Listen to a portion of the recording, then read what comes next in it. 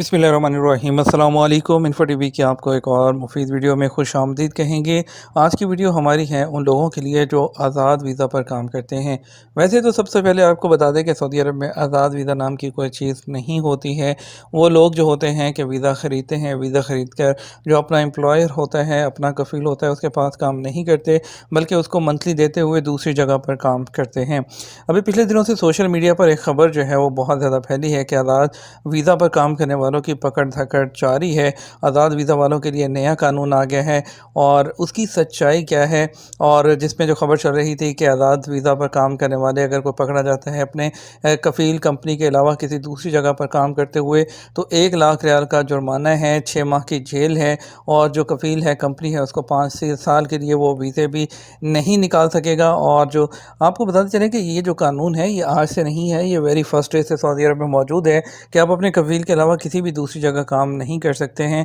और जवादात हर साल जो है इसको इम्प्लीमेंट करती है और लोगों को बताती रहती है, और अभी भी सोशल मीडिया पर जवादात के अकाउंट पर इसको हर 6 माह साल में जो है रिपीट किया जाता है लोगों को आगाही के लिए। और उसके अलावा ये कानून पहले से है, अगर आप पकड़े जाते हैं कहीं दूसरी जगह काम करते हुए तो आपको जो है तरहील किया जाता है, यानी जेल के थ्रू आपको डिपोर्ट कर दिया जाता है। ये कोई भी नया कानून नहीं है, ये वही कानून है जो पहले से इम्प्लीमेंट है, जिसमें लोग काम करते हैं।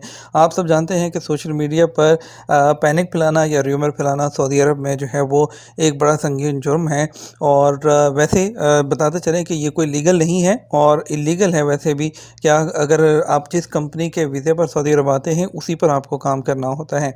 अगर इससे हटके बहुत से लोग होते हैं जो कोई भी वीज़ा साए ख़ास का ख़रीद लेते हैं और यहाँ पर आकर कोई रंग का काम करता है, कोई दूसरा काम करता है, मोस्टली लेबर का काम करते हैं और इस तरह के वीज़ों पर आकर जो है वो काम करते हैं। लेकिन अभी प्रॉब्लम ये है कि ये जो है वो सख्ती पहले भी थी, अभी भी है, और जिस तरह से लोग काम पहले से करते आ रहे हैं अभी भी कर रहे हैं।